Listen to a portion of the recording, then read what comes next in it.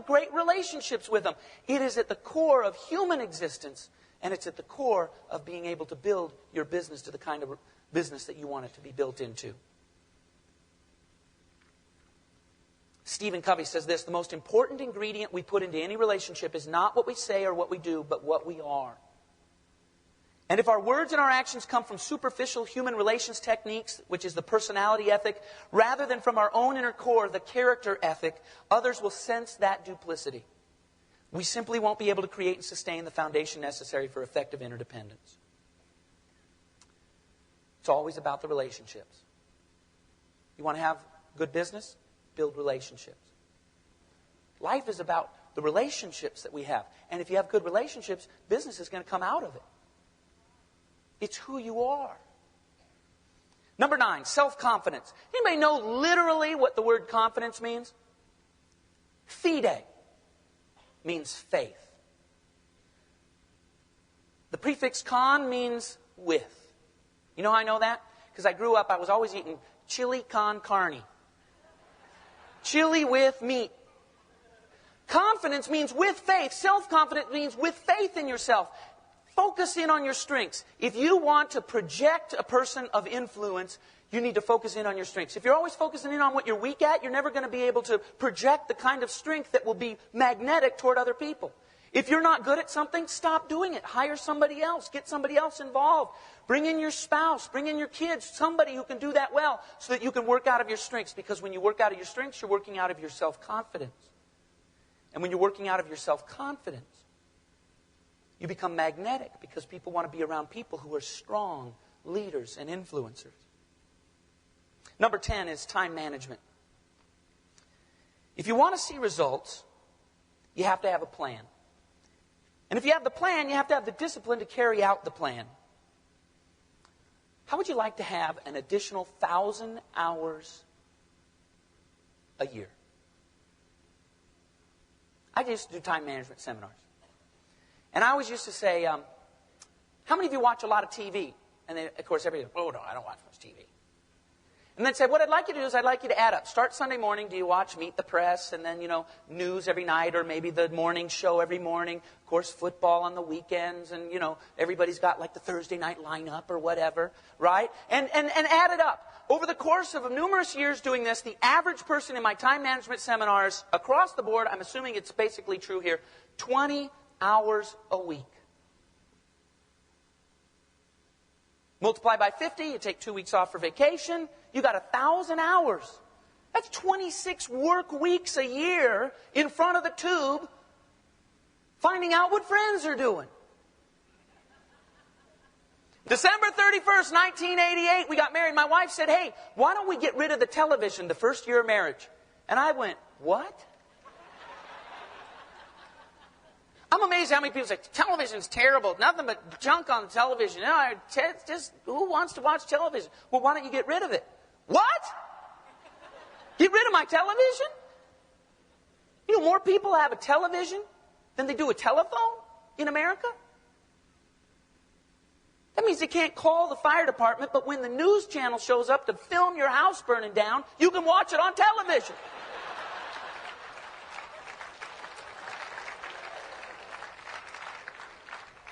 Look at that, honey.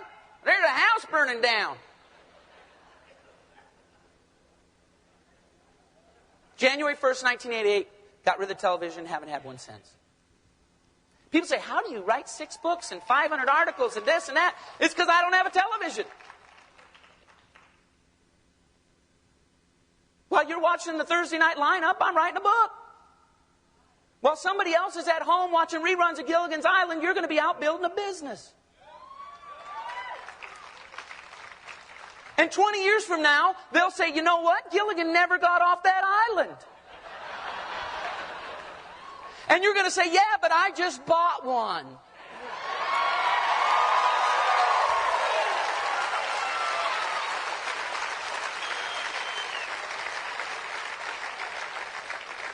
Let me give you a little equation. I made this up a number of years ago. It's a little equation that produces big results. Here's a little equation that produces big results. Your short-term tasks multiplied by time equals your long-term accomplishments. Somebody asked Chuck Swindoll one time, how do you write so many books? He says, one page at a time. He says, every morning I get up, 365 days a year, I write 1 hour. And then I put my pen and paper down and I go on about my day. 1 hour a day, 365 days a year. It's 365 hours of writing. That's why he's sold close to 20 million books and you and I haven't. Your short-term task multiplied by time equals your long-term accomplishments. Number 11 is what I call G squared. It's 2 of them, really, but they both start with G. Number 1, gratitude. And number 2, generosity. To be a leader, a magnetic leader who attracts followers, you need to have both gratitude and generosity. How often do you say thank you? Are you filled with gratitude? Do you say thank you to the little people? I love to go out to lunch with people and see if they say thank you to the waiter every time they bring the water. Do you have an attitude of gratitude?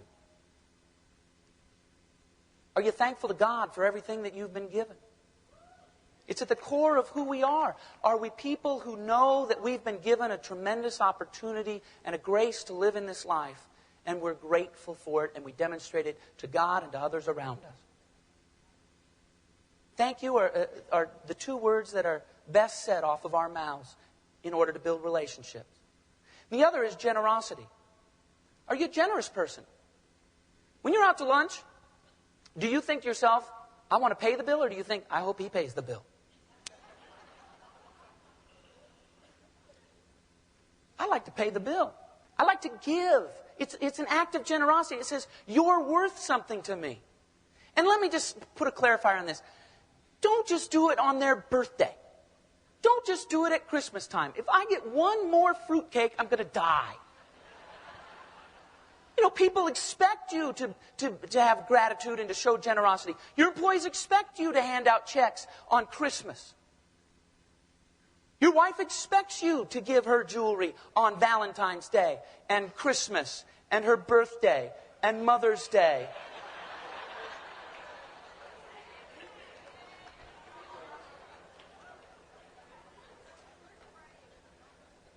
First Friday of every month, it's payday. Be a person filled with gratitude and generosity. And the last one, number 12, let me tell you a little bit about that one first.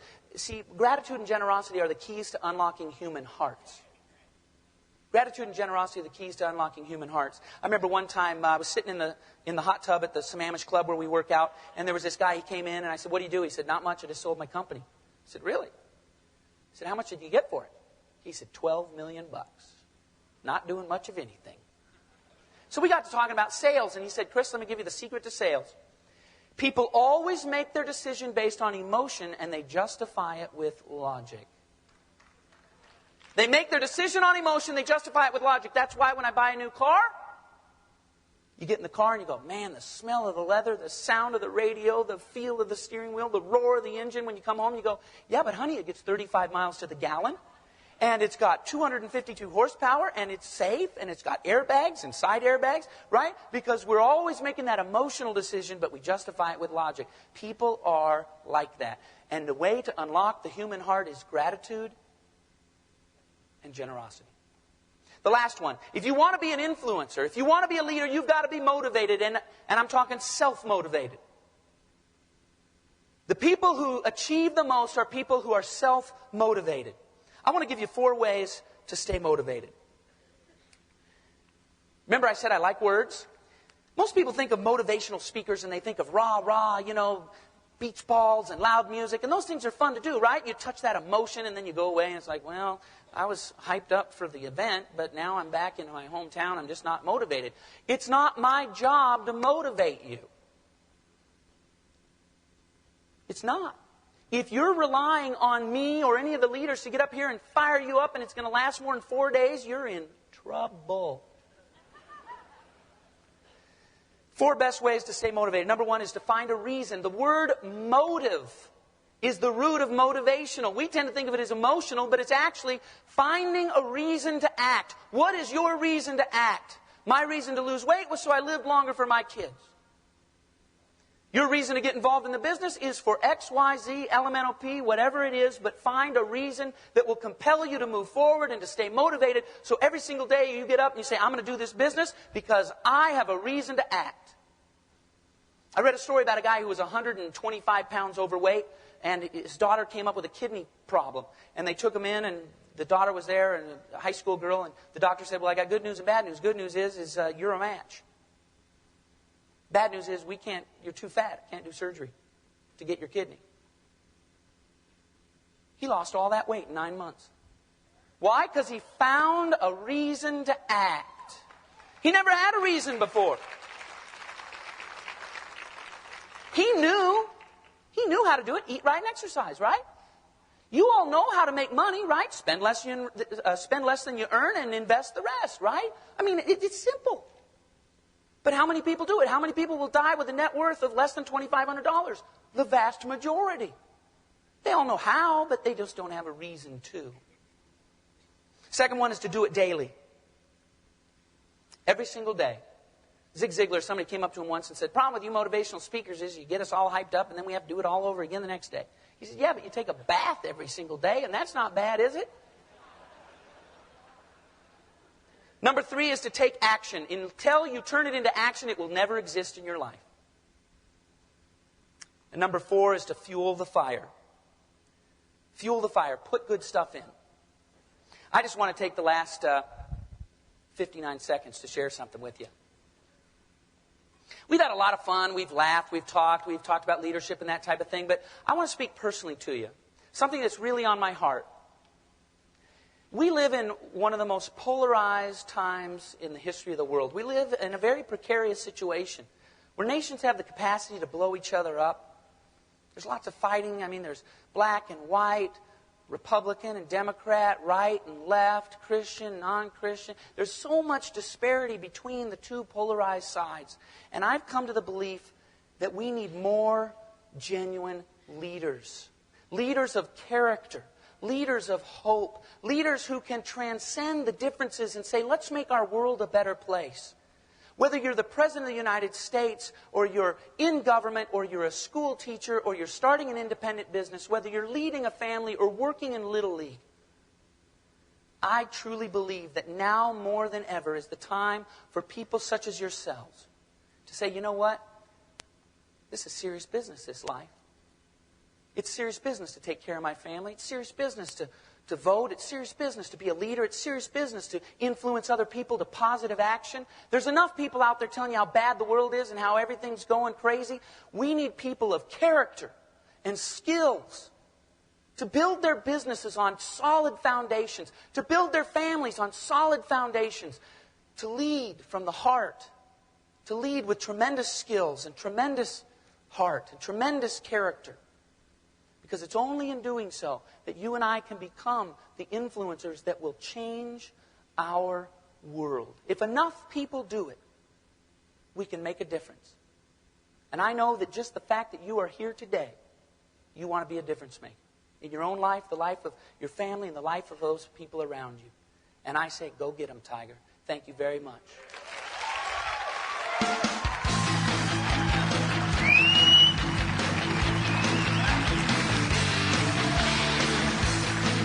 Thanks, man. Awesome.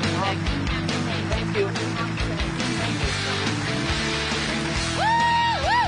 How about it, Chris Widener? Great stuff.